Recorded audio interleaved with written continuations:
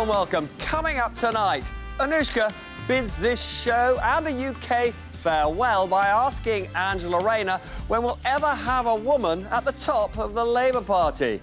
I also asked the Deputy Prime Minister about the huge rebellion her government could be about to face. I'll do a health check on the UK economy with the top economist, Andy Haldane. I'll also ask a veteran of the last Trump government, Heather Nauert, whether the American president knows what the F he's doing. And throughout the show, two MPs who always know what the F they're doing. We've got Labour's Dame Emily Thornberry and the former Tory MP, Sir Jacob Rees-Mogg.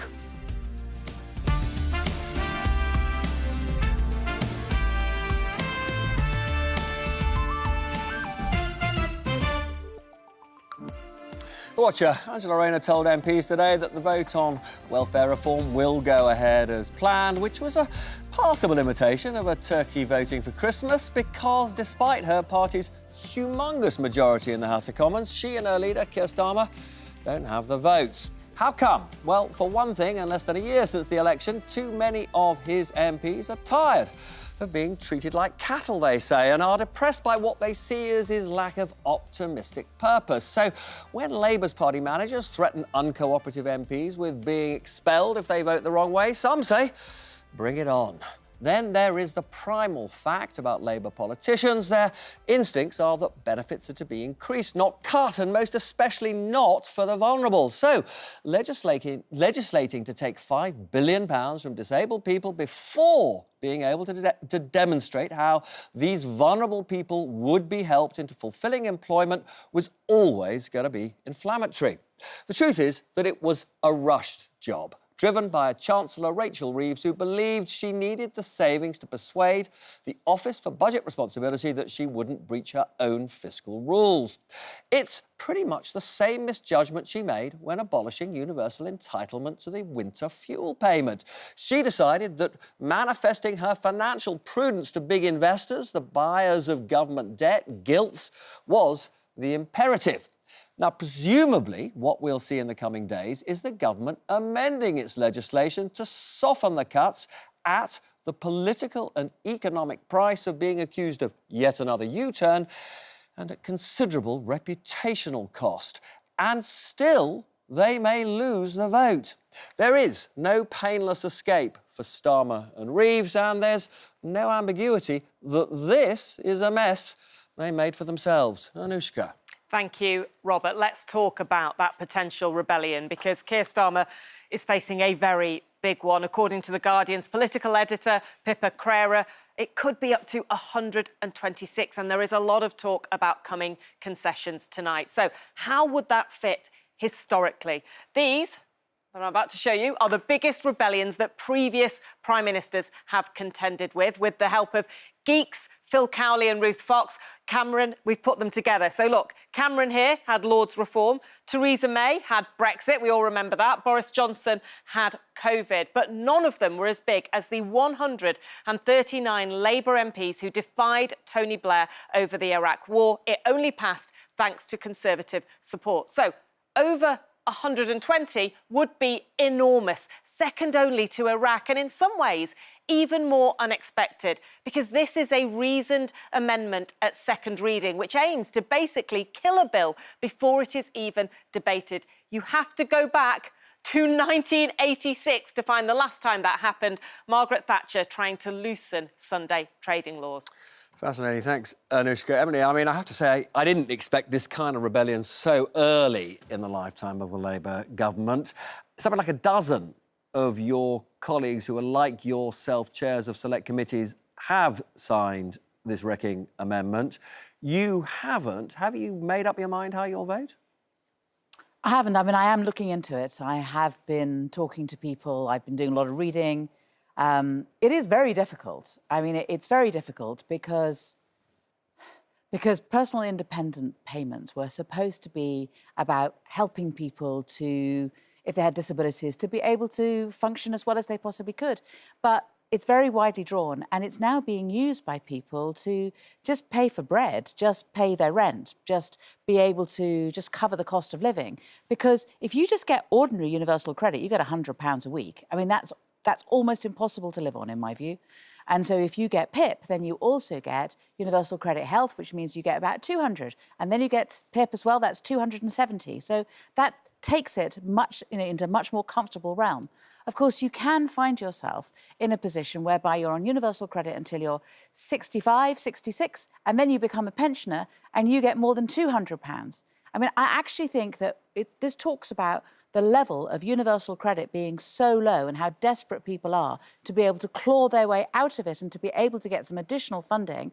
Now, I'm not saying that there aren't people with disabilities, but one of the reasons why, since the pandemic, there are increasing numbers of people claiming PIP is because of the cost of living and because universal credit is so low. But where does that leave you on all of this? Because one of the concerns that many of your colleagues have is, you know, the implication of what you're saying is if you could help these people to get better pay or to get employment that lifted their living standards, then this might be a reform that was worth pursuing. But your colleagues are concerned there is no mechanism for getting these vulnerable people into work. No, what I'm saying is that you can get more than £200 a week if you're a pensioner, and you're only living on £100 a week if you're on universal credit. Yeah. And then there's odd system in the middle, which is immensely complicated, where some people are getting personal independent payments, which they're not even using necessarily to help with their disabilities. But there's no chance of the government putting up universal credit anytime soon. So where does that leave you doing what you want to do? I'm just saying that the whole system is so much in need of reform,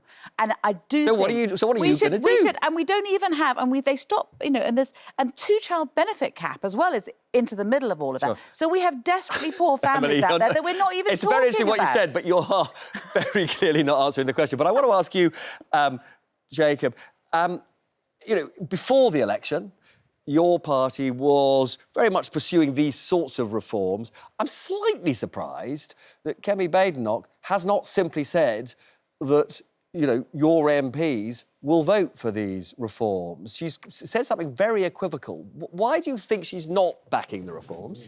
Well, because today it was suggested and then denied that this was a confidence vote. Now, if this is a confidence vote, the Conservatives must vote against it because the Conservatives don't want to keep a socialist government in office. They backtracked from that because I think they became very worried that the numbers rebelling are so large. But they almost certainly are going to. My guess is this will now be pulled. You've got 126 people who have said they're going to vote against on second reading on a fatal amendment. Amendments on second reading have to be fatal, otherwise they're not selectable. The government doesn't want a loss on second reading on Tuesday. I would listen very carefully to the Leader of the House's statement tomorrow morning. I wouldn't be at all surprised if business changed. Governments can't go ahead when a quarter of their MPs are opposing something.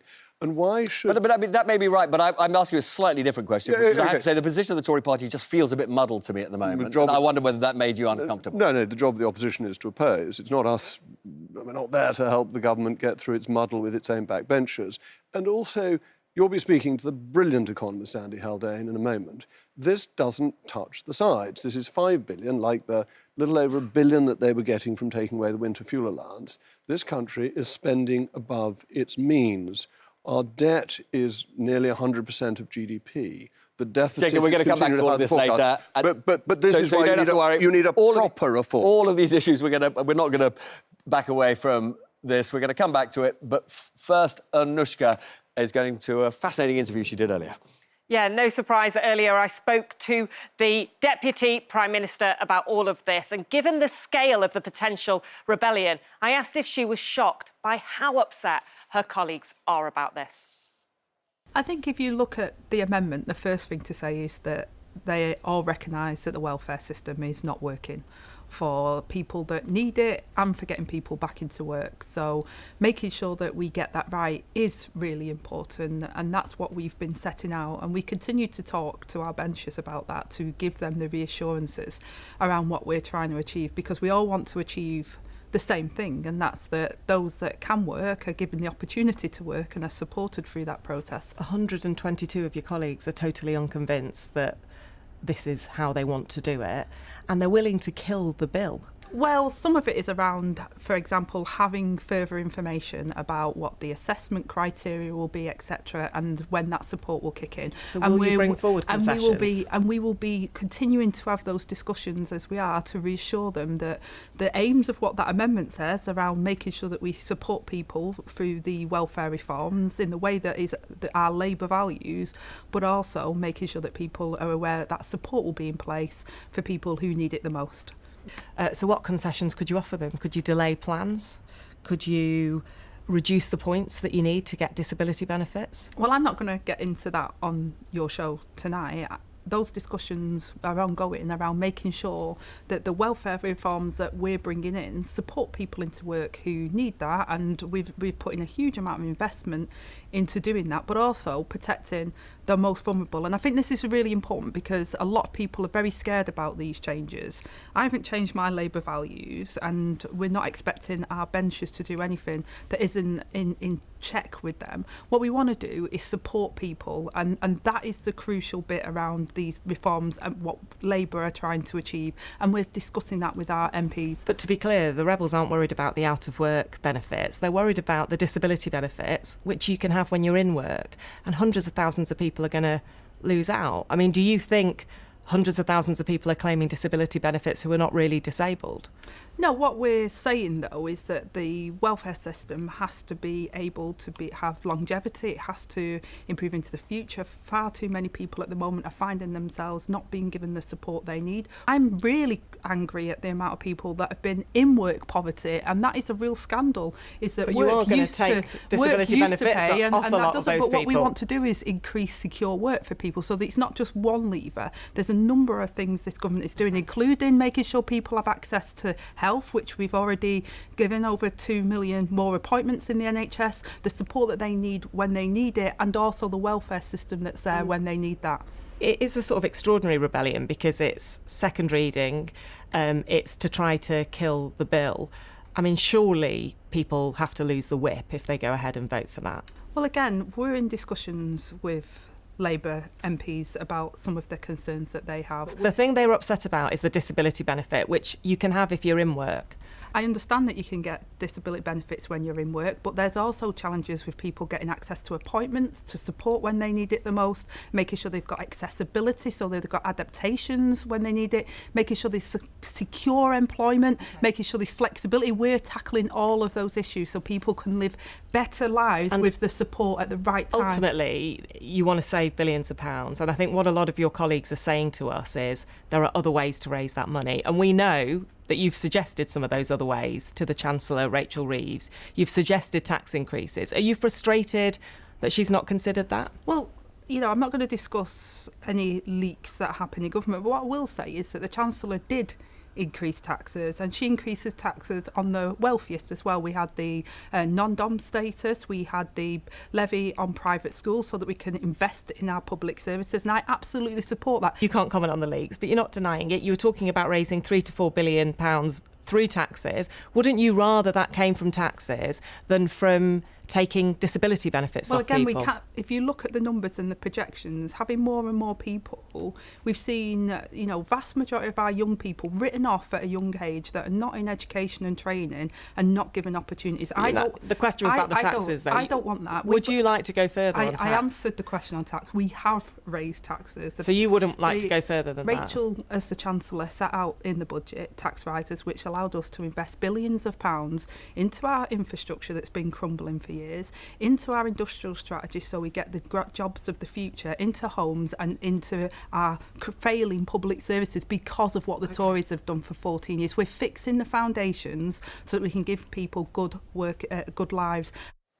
So there's much more in Anushka's interview with the Deputy Prime Minister, Angela Rayner, and we are going to come back to that later in the show. But I want to just stick briefly for now to these welfare reforms that are in trouble.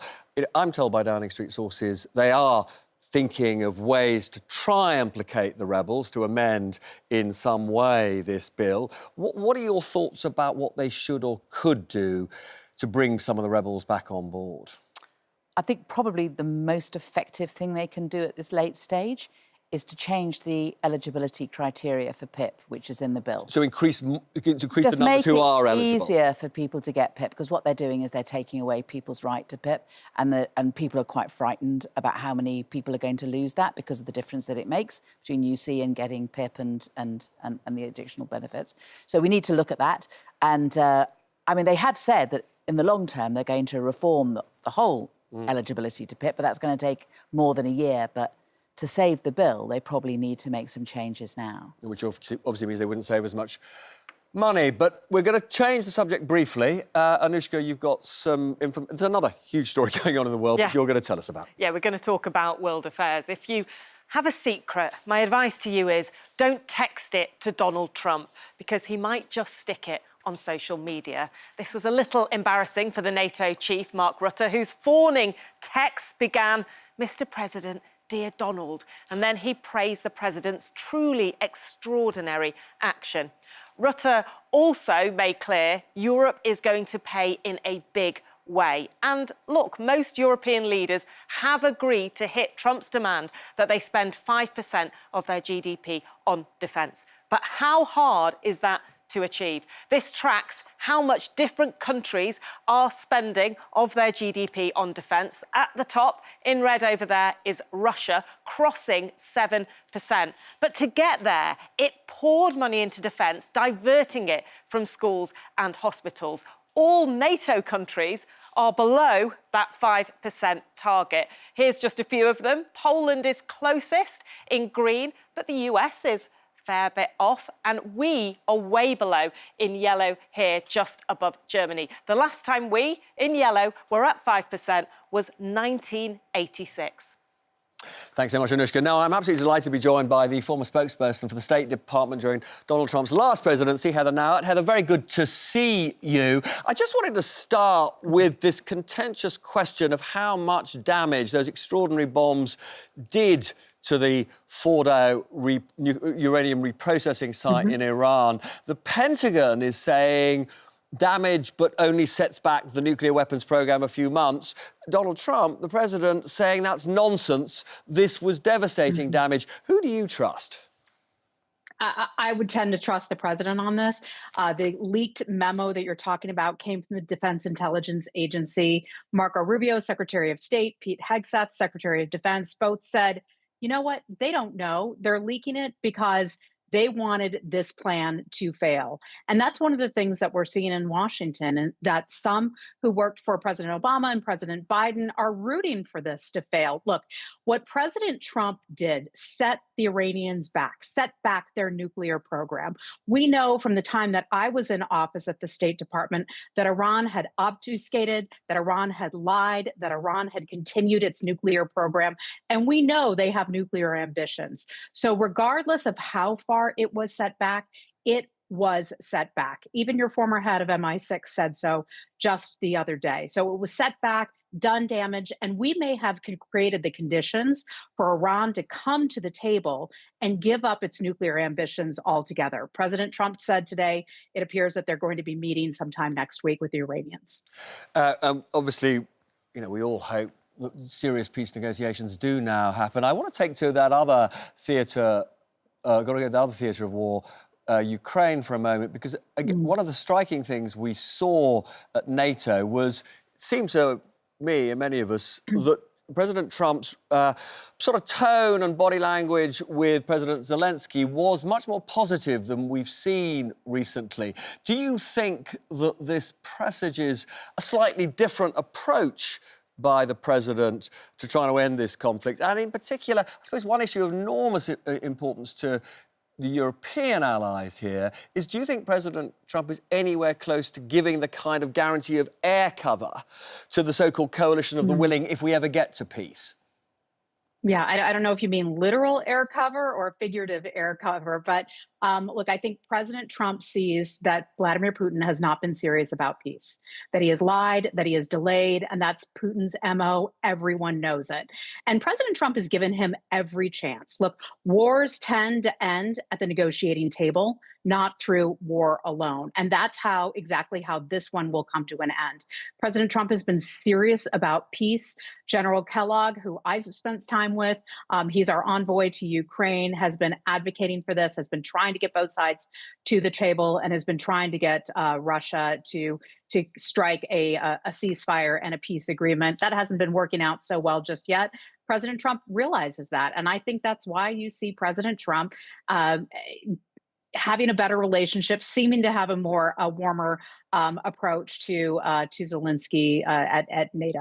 And can I just ask, on a related question, again, the language that President Trump used today about Article 5 of NATO, which is that provision that says if any one of our countries are attacked, the others all have to fall behind and help. I mean, the sense was that he is now on board for Article 5 properly. Do you think that's right?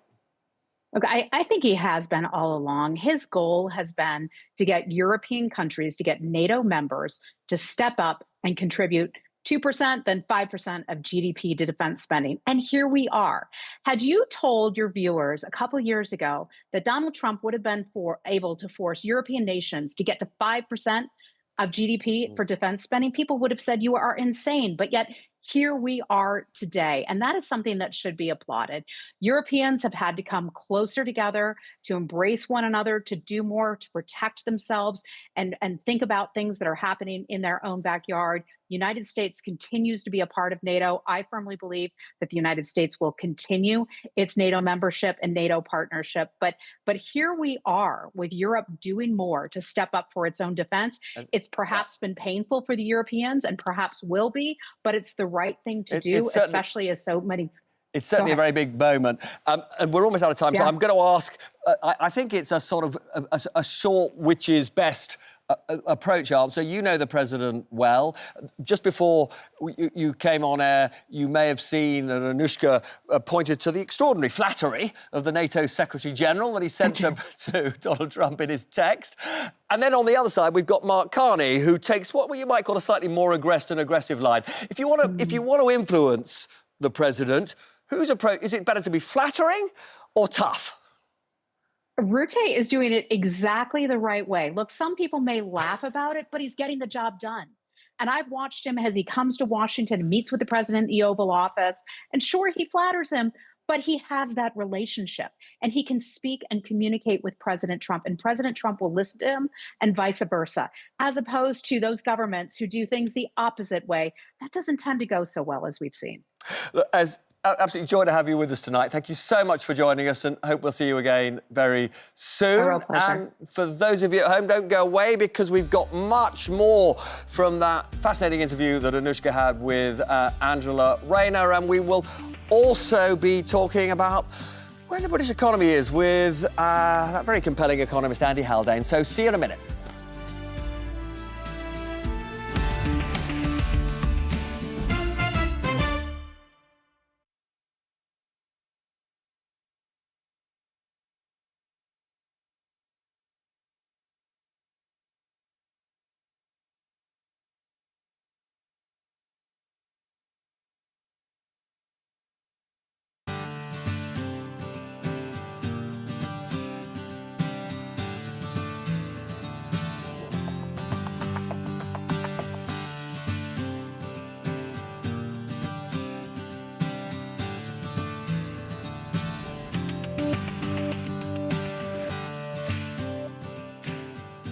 Welcome to the break, #Peston, or ask Anushka in this time. As you both know, this is my last show, and you are great friends of the show.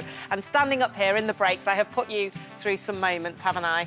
This was me asking you about Wagatha Christie. Do you remember that, Jacob? I did. I found it very interesting. And Emily. Oh, this was when you had to do this reaction test. Oh, God, with someone who's really yeah. famous, whose name's forgotten to me. He's a Nico truck driver of some sort. Do you remember that? Yeah, he was a racing car driver. Yeah. Can I That's say right. that I got it, and I was like so proud of myself. I tweeted it, and somebody said, did you notice that he counted for you and not for anyone else? And that was the only reason I got it. Anyway, am I going one more? Are you now going to ask me some questions? Oh, that's at the end. I'll come to that. Have you got some questions for me? Of course, of course. OK, here we go. So, if you could host a show about something completely different, what would it be? Something completely different. It would be about food and dieting. Because as all the guests who come on this show know, bad diets is my favourite. Is your thing. What is the most annoying response politicians give to you when they're not answering a question? Oh, my God. Oh, there's so many. There's too many. One of my favourites was David Cameron in 2015.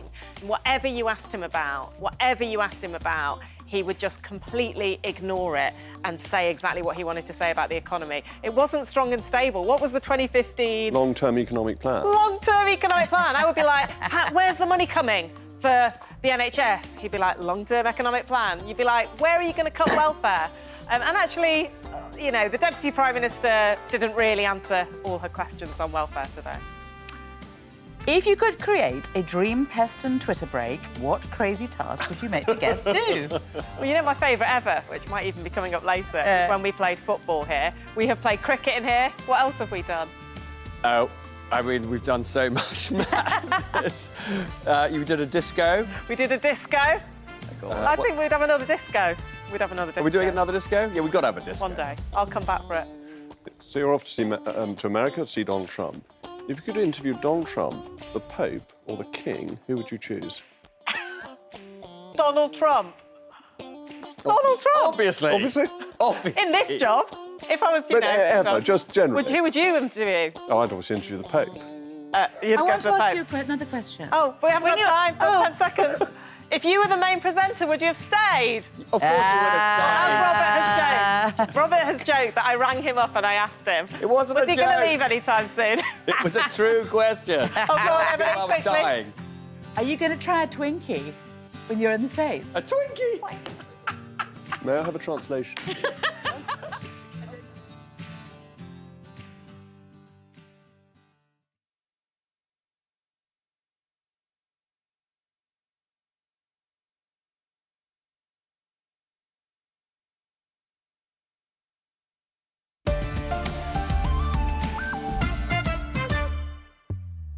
Welcome back. Now, there was so much more in Anushka's fascinating interview with the Deputy Prime Minister. And in the second part, she started by asking Angela Rayner, whether she approved of Trump's bombing of Iran's nuclear facilities. Now, as you might expect, Anushka said to Angela Rayner that given that she is so famously a straight talker, she was bound to give an honest answer. I wonder if she did.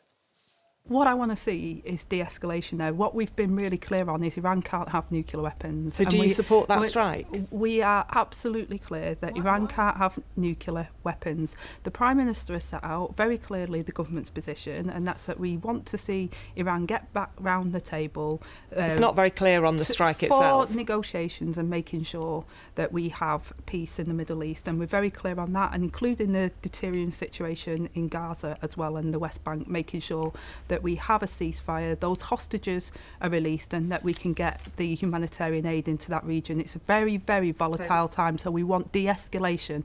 And anything that ensures that we can get to that position, that's what we're calling for. But you can't say whether or not you believe striking Iran helped to get to that position. Well, look, you know, that was a US decision. We were very clear on what needed to happen. Iran cannot have nuclear weapons, and we need de-escalation in that region. Do you agree with Donald Trump that we basically have two countries that have been fighting so long and so hard that they don't know what the F they're doing? I think that, you know, the language and the tone needs to be really serious about getting people around the table, and that means getting Iran to have those discussions, making sure that they stick to the international agreements in terms of their enrichment of uranium, and making sure that we get the peace that we need in the Middle East, including in Gaza. Because until we get that, the whole volatility of that area is in question, and Israel has a right to feel safe and secure, but the Palestinians have a right as well to ensure that they get humanitarian aid and that we see a peaceful solution in the Middle East. And that includes the proxies through whether it's the terrorist group Hamas, whether that's the Houthis or others that are supporting those type of regimes, is making sure that that's not the case and that we get that peaceful resolution. Can I just ask you about dealing with Donald Trump? I'm sure you have to do it at times, and the sycophancy from some people has been quite extraordinary in recent days. Mark Rutte, the NATO General Secretary, today called him daddy, overseeing a squabble between school kids, basically, and wrote a text message saying he's been truly extraordinary in all of this. We've obviously ingratiated ourselves to him as well. Do you agree with that way of dealing with him? Well, look, I don't agree with language around school children or daddies or anything like that. I believe in respecting people's elected position. Not everyone often agrees with me being in my elected position, but I'm here and I'm here to do a job, and I think people should go about that job seriously, especially when it comes to politics, because people entrust you with their vote. Language matters with this sort of stuff. So I think language does matter, and I also think actions matter as well, and anything that we can do to work around making sure we have a peaceful future where, you know, if you look at the US economy, if you look at the UK economy, people at the moment are fed up. They feel like they can't get a home, they can't get a good job, and they feel a cost of living, and therefore working with our allies, including in Europe and the US, is what we're trying to achieve to affect British lives here. And that's why we've done the trade deals, and that's why we're fixing our foundations here in the UK to give people those opportunities. Just a final one. I'm leaving the country for a few years, having spent 20 years covering Westminster. I've fed up of waiting for a female Labour leader. Do you think by the time I get back there'll be one? You might have to wait and see, you know. But look, you know, no comment. I think, look, you know, we've had female leaders. Well, I'm sure there'll be female leaders. We've not had a female Labour leader. Well, we haven't had a female Labour leader, but there's more than one way of leading. You don't have to be the top job to lead things. Are you basically leading? Is that what you're trying to tell us here? I'm saying that actually when you're in government, you're part of a team, and that people play to their strengths, and therefore there's no, you know, we don't have a presidential system here in the UK. You think Keir Starmer's not in charge? He is in charge. Of course, he's the Prime Minister, but he plays a role alongside, I'm sure he would say, the rest of the pitch and the rest of the team. Deputy Prime Minister, thank you very much. Thank you. Jacob, I want to sort of take us back to the interview I did with Heather Nauert, the former State Department official under the first Trump regime. She said that when it comes to an assessment of the damage the bombing did, that she trusts the president, that it was devastating, rather than the Pentagon, that it was serious but would only set Iran back a few months. What is your instinct about whose assessment is likely to be right? Well, I have no ability to do an assessment of my own, and I'm willing to trust the President of the United States. I think he has lots of sources of information. He's probably getting information from Mossad, among others, and probably gets better information than anybody else. One should always be a little bit careful of leaks. You know extremely well that leaks are normally leaked because the person leaking has a political angle. They don't leak to be helpful, they leak to be unhelpful. So I would tend to believe the President of the United States. And do you think it is probable that we will now get serious peace negotiations between Tehran and Washington? I think what Donald Trump has done is of fundamental importance and a fundamentally good thing to have done, and makes it more likely the world will be peaceful rather than not, yes. Emily, do you agree? No, absolutely not. I mean, we had a deal with the Iranians back in 2015, I think, under Obama, and President Trump tore it up, egged on by the Israelis. And then President Trump realised he had to have a deal with the Iranians. Listen, they've got uranium mines. You know, they've got uranium in their country. They've got people who are highly educated and can build this stuff. You can't bomb that away. You know, they will continue. So you have to have a deal. So he then decides he has to have a deal himself. He starts negotiating. And in the middle of that, his ally, Israel, starts bombing. And then he says, oh, I'm not going to do anything for 2 weeks, and then does. And you can't negotiate with people unless you trust them.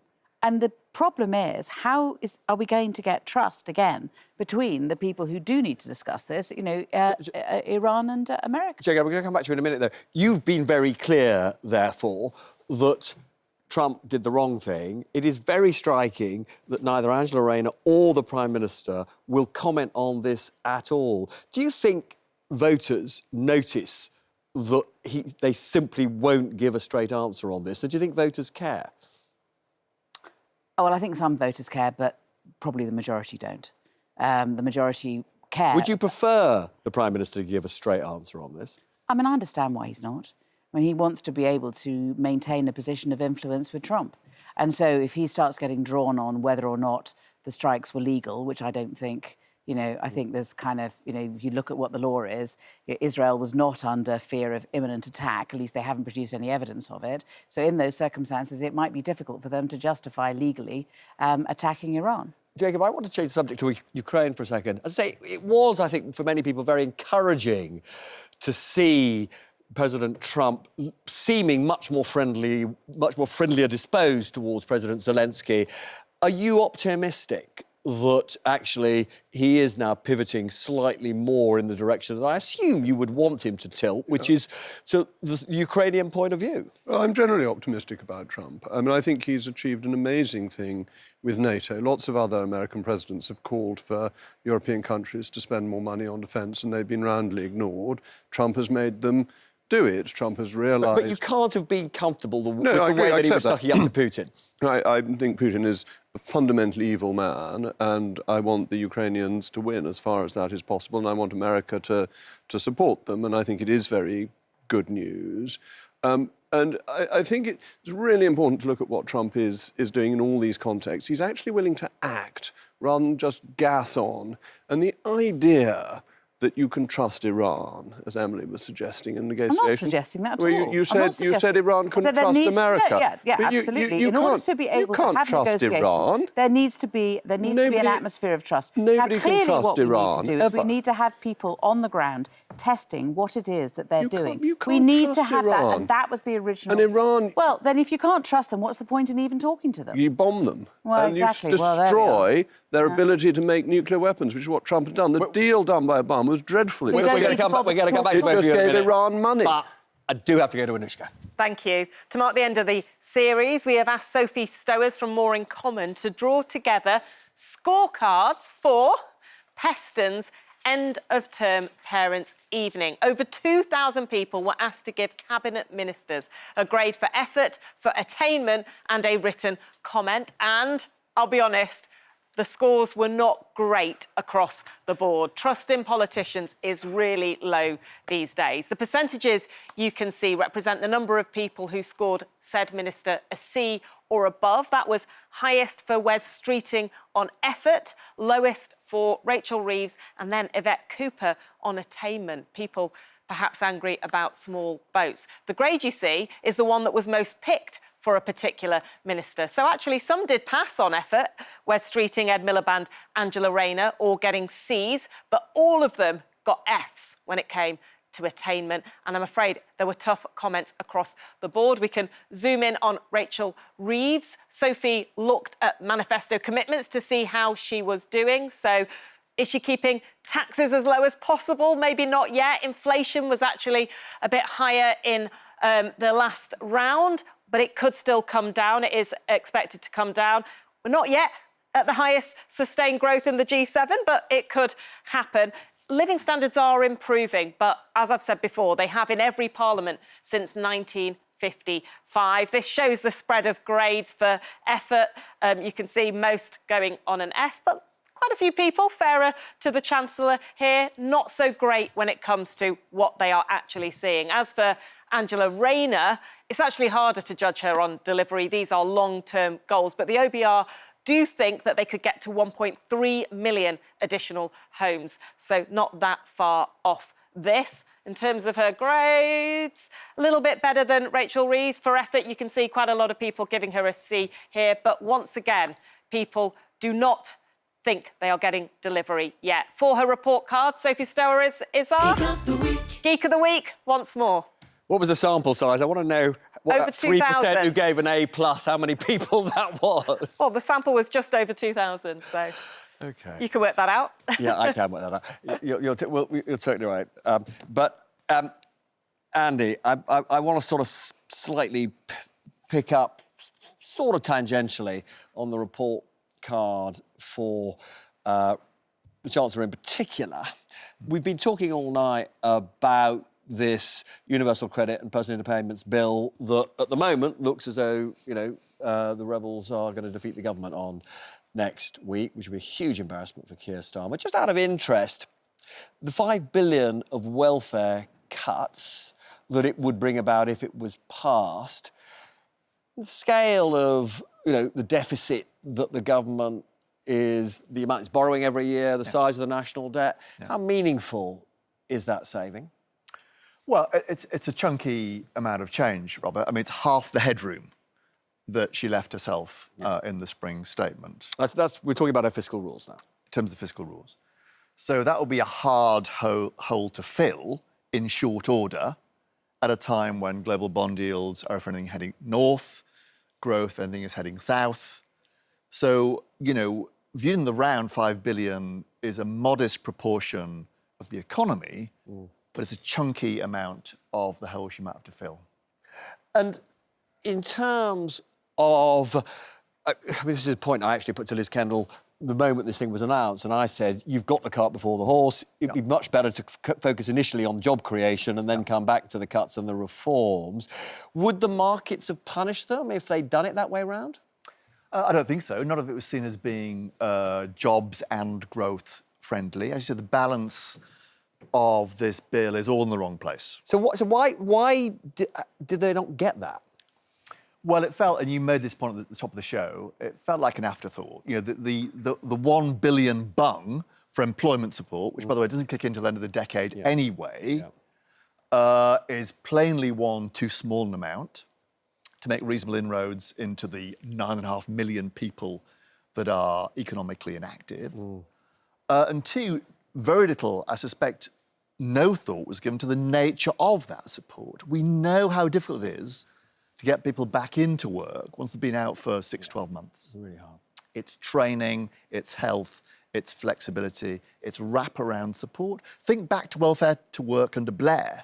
That was tens of billions of pounds with a much smaller fraction. You know, at best, you might get, 100,000 people back into the workforce with this scale of employment support, which pales into insignificance when we're talking about north of 3 million people facing an income hit. So this is really a welfare into somewhat less welfare programme rather than genuine welfare to work.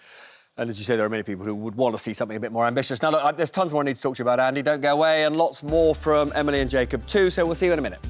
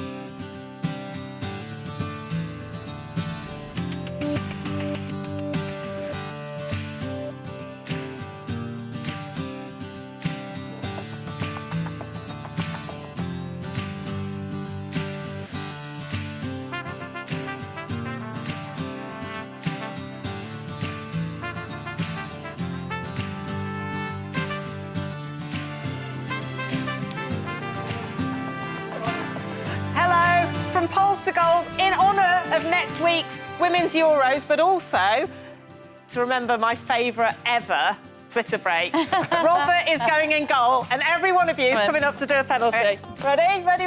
OK, here we go. Oh, my gosh, you haven't got any shoes on. I haven't got any shoes on. I'm doing this properly. Doing it properly. Let's see if they can do it. OK, Emily's up. Emily. Oh, what a goal! That was very good. Beat me. That was brilliant. practicing. No, You've been come on, practicing. Jacob. No, I'm attached to the bloody girl. What's happened? Oh, it's my microphone is attached to the girl. God. Right, Jacob. Jacob. So, What about you? This is- Surely you're having a Go go. on, Jacob. Right. Come on. Go on. Come on. Oh, bloody hell. Oh, I'm starting to Well question the done. goalkeeping here. Well Gotta done. keep this record Terrible Okay, going. game. Andy, Right. ready? No pressure. No Can you just pressure. straighten up the goal? Top God. right-hand corner, yours bottom was right-hand very- corner. I'm trying to make them large, but I mean, plainly, I'm just not watching I'm it. left-footed, that's all. Just move this bit this way. Who's left-footed? You are? I'm left-footed. Yeah, me too. Top right. Top left. Oh, well played. Oh, Robert, you've got to say mine now. OK, here we go. You're Thank not God for very that. far Felt away. that Let's be pressure completely before. honest. Go on, Anushka. Quite a still on, goal. come on, You'll Anushka. definitely- It's a I've done that, tiny yours. goal. Oh, Yay. well done. 4-0. Well done. 4-0. I wanna have a represent go? the England team. No, I'm fine. I don't know where I'm looking. And I'm still stuck to the bloody thing. Are we not done yet? No, we're finished. We're finished. Unless Robert wanted to do a goal, which it Would seems you wanna like go he in? doesn't want to. Yeah, go on. We'll do a quick one. All right. 20 seconds. 20 seconds. I want you to save this because it's important. It's your Careful. last show. Gotta save it. Yay. Very gentlemanly. Thank you. Bye. We haven't got any time.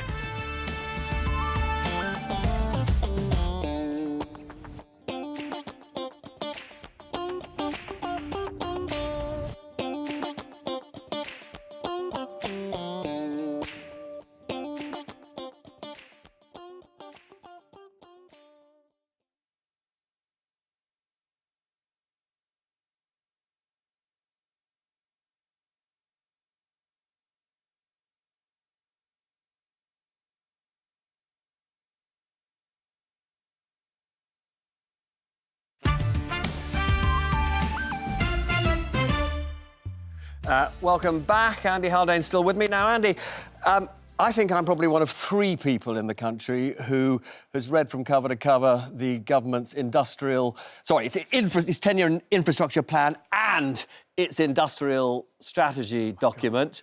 I'm sort of hopeful that you might be, another one of those 3. Have you read them? And if so, what do you make of them? Well, I confess to not having digested all 133 pages of Monday's industrial strategy. So I'm not one of the other 2, basically. But I have had a chance to delve into, well, we had, of course, spending review, infrastructure review, and now industrial strategy back-to-back over 3 weeks. Which Is there a coherent growth plan, is what I'm asking you? Well, we're en route to one. But to the point, is this yet a compelling both story about growth, backed up with enough cash to catalyse that growth? The answer, regrettably, Robert, is no, not yet. No, I might tell you what I think about all of this after the show, but we're remaining stoically impartial for this moment. And you've got to go and have a chat with Anushka in the meantime about another important Can't economic have an issue. economist on the show without bringing them over to the screen.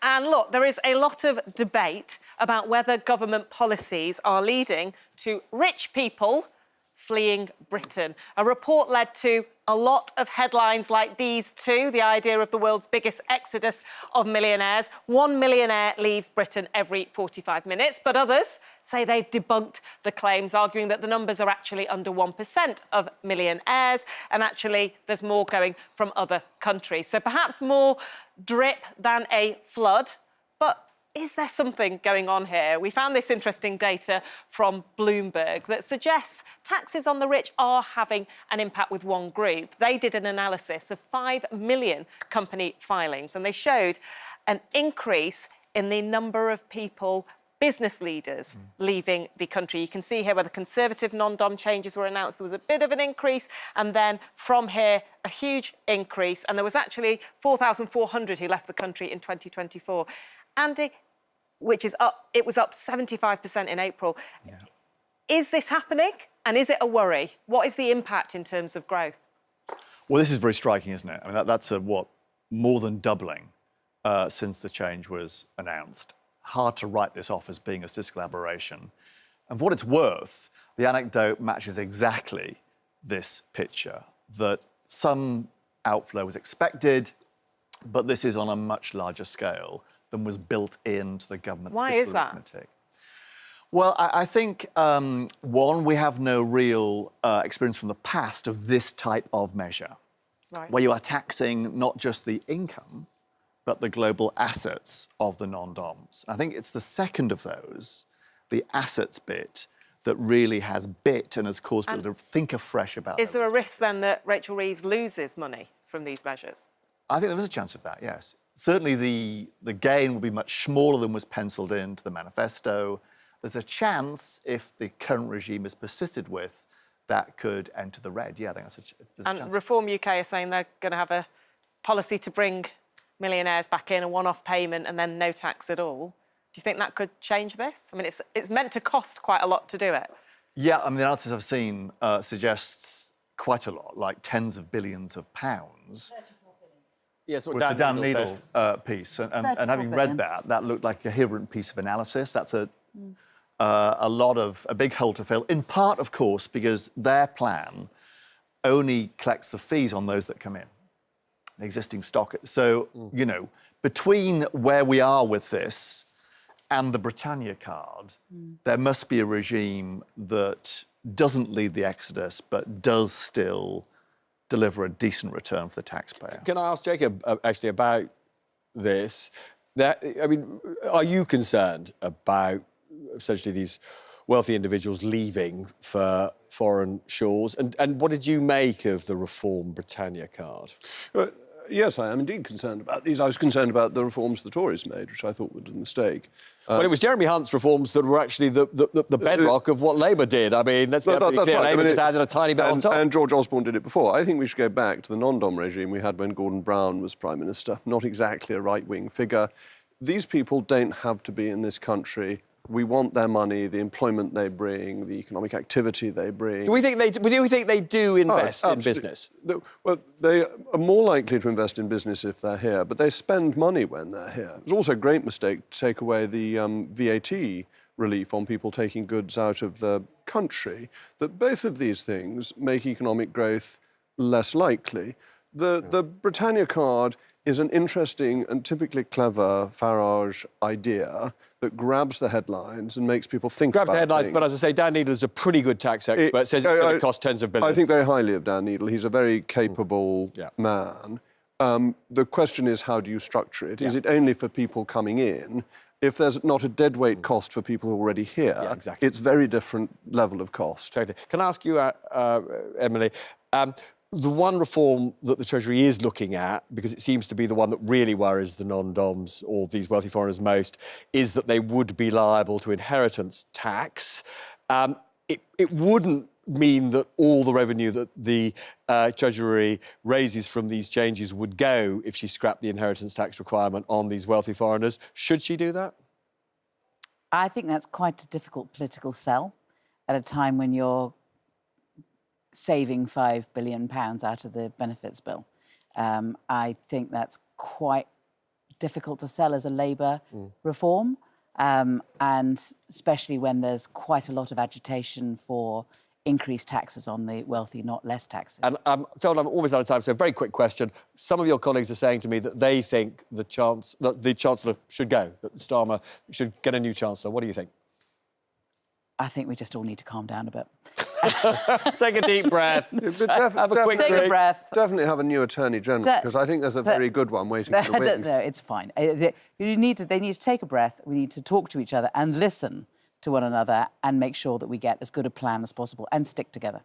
Now, slightly annoyingly, we're out of time. I'm going to say thank you to Andy. It's always a treat seeing you. Thanks, Jacob. Thanks, Emily. Now, that is the end of tonight's show, and this is really sad, the end of my partnership on this show with the brilliant Anushka Asthana. The team here, and I will miss her beyond words. She's off to Washington to hold the American president to account, which I think you'll agree is doing God's work, as they say. Anyway, all of us will see you next week, but the last word has to go to Anushka. I am so sad to be leaving this amazing team. It has been a wild 7 years with almost constant Westminster chaos.